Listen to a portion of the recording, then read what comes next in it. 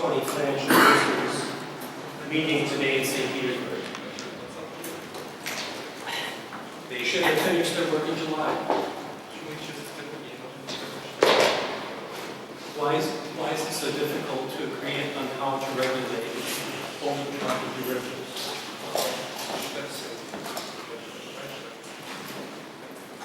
We are now 5 years after the crash and 4 years after the G20 commitments to regulate over-the-counter derivatives.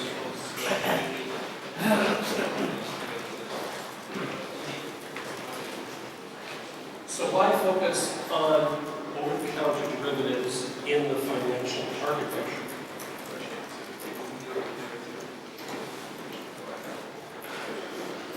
Because without the public intervention of at least $30 trillion,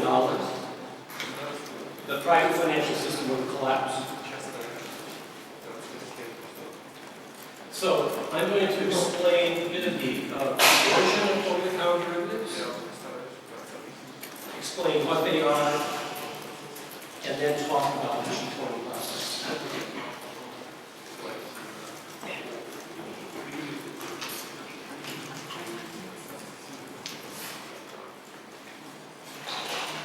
So, like futures and options contracts, those are regulated derivatives.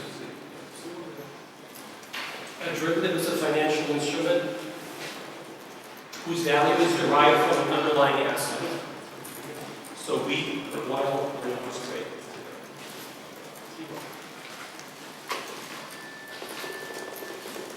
However, during the deregulation of the last 20 years,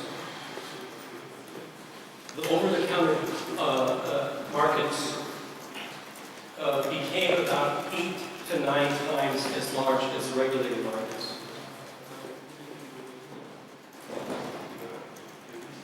So when they crashed, they needed huge bailouts, or there would be no private financial system.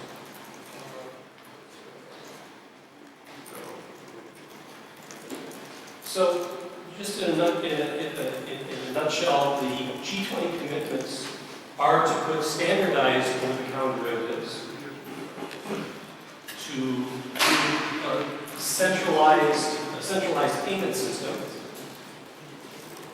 to provide comprehensive trade data so they wouldn't be dark to regulators, and to ensure that the banks had adequate capital reserves to cover losses. And so lastly, I'll talk about the reform progress reported by the Financial Stability Board and the sources of resistance and support. Okay. Here,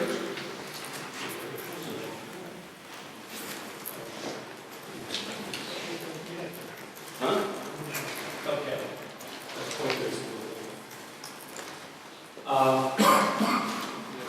This right column is the unregulated market.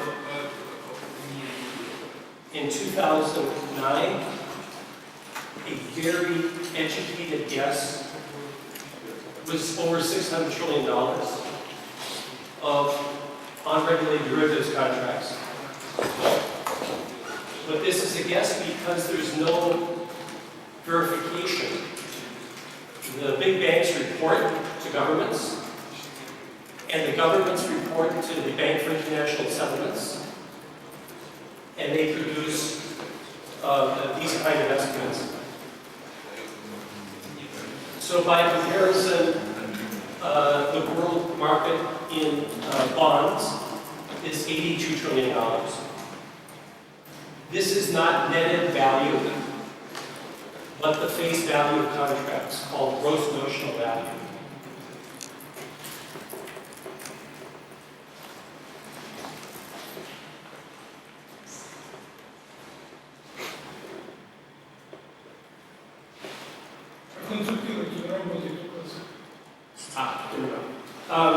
So, types of contracts.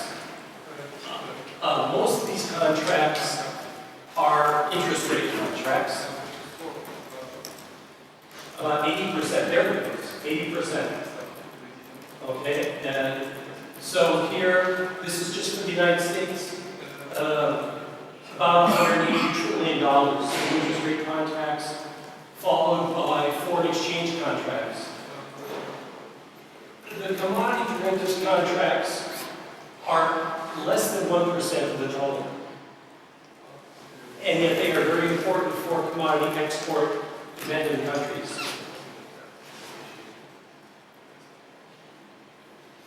So, what are they?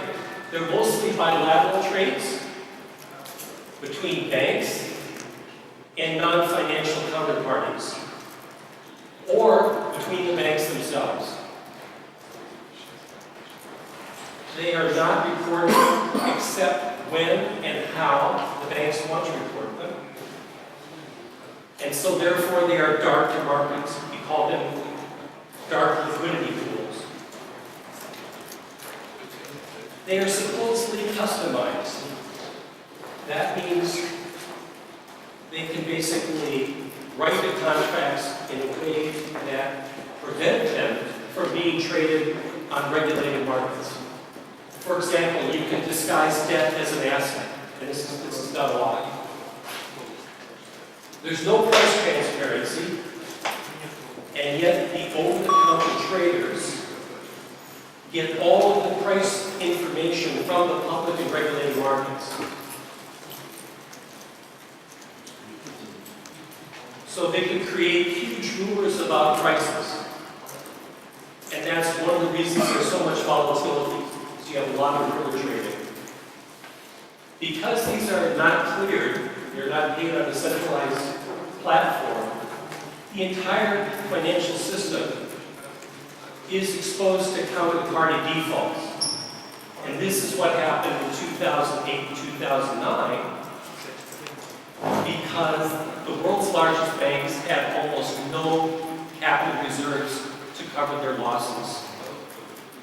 For example, the debt-to-equity ratio of Lehman Brothers was 40-1, but they only knew that later.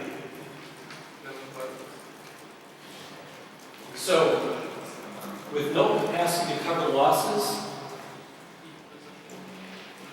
Hank Paulson, who used to be the chief executive officer of Goldman Sachs, but as the treasurer went to basically rescue his own firm.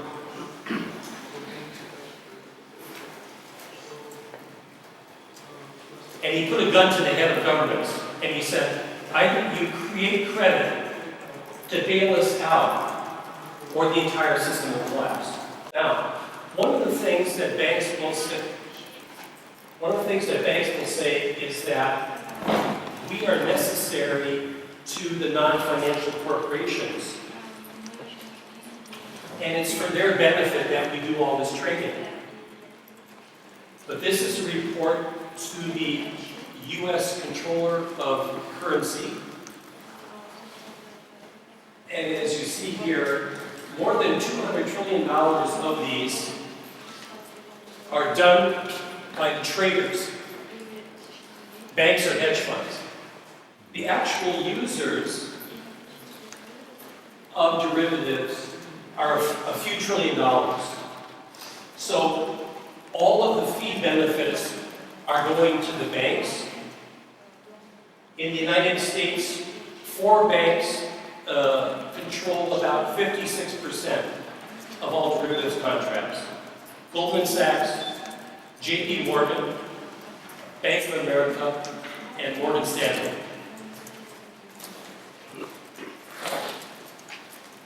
Because these banks were so highly leveraged, this is an analysis by the Levy Economics Institute at Bard College in the United States. It's the first ever audit of the U.S. Federal Reserve loan program. So, for example, Citigroup received about $2.6 trillion at about 1.5% interest rate. And of course, they could pay back this loan because a chimpanzee can make money off of money loaned at one half interest rate. About $8 trillion of this total of 19 trillion went to European banks, because these banks are essentially transatlantic institutions. What this doesn't tell you, though, is that there were $10 trillion that went to central banks. $8 trillion went to the European Central Bank. They took about $1 trillion and rescued more banks. And then they sat on the rest of the money for austerity purposes. There's a terrible opportunity cost to creating credit and then not demanding anything of the banks. There were no conditions put on these loans. So, for example, you could take $2 trillion and make huge advances in the fight against climate change. You could take $2 trillion and basically pay for the entire infrastructural deficit in the United States.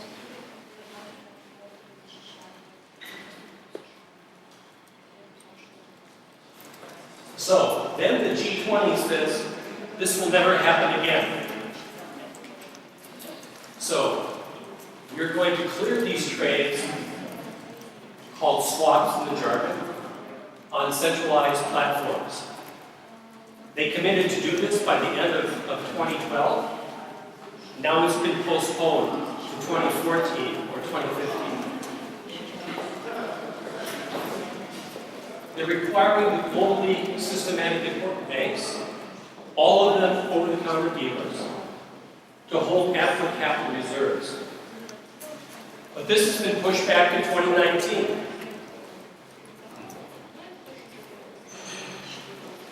They're requiring just the standardized OTC trades to be reported comprehensively and in near real time to trade data depositories.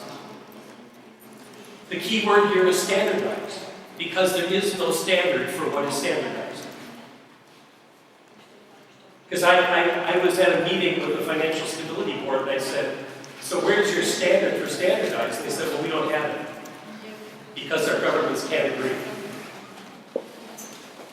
And OTC counterparties now don't post any margin collateral against possible losses, as publicly traded derivatives must do.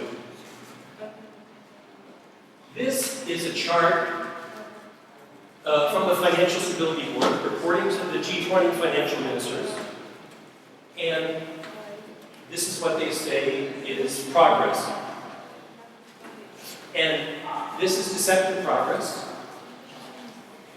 because there is enormous Wall Street and City of London opposition to the regulations to implement and enforce these rules. So, for example, let's take a look at Russia, if I can find Russia.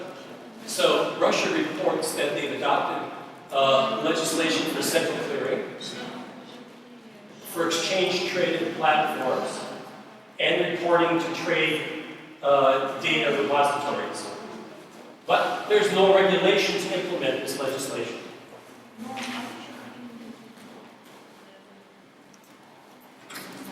Now, why is it so difficult to regulate these banks? On the basis of New York Federal Reserve analysis, a tremendous US NGO called Better Markets did this chart for Goldman Sachs. And so, there are 1,033 US offices of Goldman Sachs, but there are over 1,500 offices in other countries. And so they'll trade through the Cayman Islands, through the Netherlands, through Luxembourg, all of whom basically don't have regulations. And so now the fight for the US Commodity Futures Trading Commission is to persuade governments that it is in their interest to share data and to apply the most strict regulation to prevent evasion of regulation. So, sources of resistance to OTC derivatives reform. Everybody says that their derivative is customized. Okay, we have even really ridiculous claims such as, I'm going to trade this derivative after hours, after the exchange closes. Okay? And this is basically, the purpose of declaring customization is you avoid all of the requirements.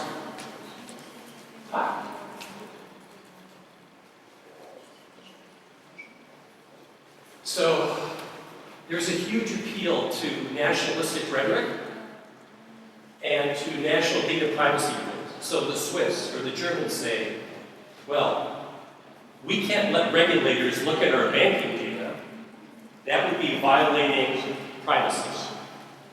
And this is a ridiculous argument because the regulators have to demonstrate cause, and it is in no way comparable to invading the privacy of individual persons. The Russian finance minister signed a letter to the U.S. Secretary of Treasury with 8 other finance ministers of G20 saying, well, we would violate our citizens' privacy. We allow the regulators to access our data repositories. So another trick right now is to say that junk bonds should count as Tier 1 capital, that is the highest quality capital, in order to dilute the amount of capital that they have to hold against losses. I'm happy to report that there are some very important institutional resources in our favor. That's going to be hard to read, but one of the difficulties is trying to find out who is trading what. And so there is a project by a private foundation for a legal entity identifier so that every financial transaction will be traceable. The Financial Stability Board persuaded governments that they had to develop a uniform trade reporting format or they would never be able to have any stability in the market. This was a great achievement by the staff of the Financial Stability Board. The Commodities Futures Trading Commission has responsibility over 95% of U.S. derivatives. They are very unpopular in Europe and probably Russia. But they have advanced a very smart rule that is being fought in the U.S. Congress and is being fought in the courts to try to regulate cross-border trading of derivatives. One of the things that's most absurd about the Basel III limits is that the banks get to decide how risky their trades are, right? So it's kind of like self-psychoanalysis, right? I don't feel so well today, so I better go to bed. It's absurd. I don't have the time. The European Commission is debating its Market and Financial Instruments Directive. And unlike the U.S. legislation, which was approved by President Obama before the flash crash of May 2010, the Europeans are including disciplines against high-frequency trading. And I'm going to talk very briefly about high-frequency trading. Last thing, there has been tremendous research by the UN Conference on Trade Development. And the United States and the European Union haven't liked this research because it's made the International Monetary Fund and the World Bank look very bad. There has been, so we're trying to support their political and budgetary mandate. And there has been some very good academic and civil society research.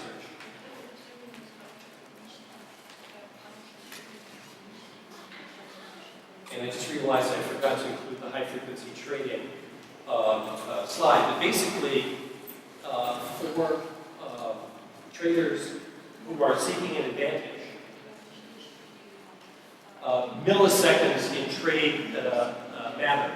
So you have a terrible synergy between dark market trading and trading done near the speed of light.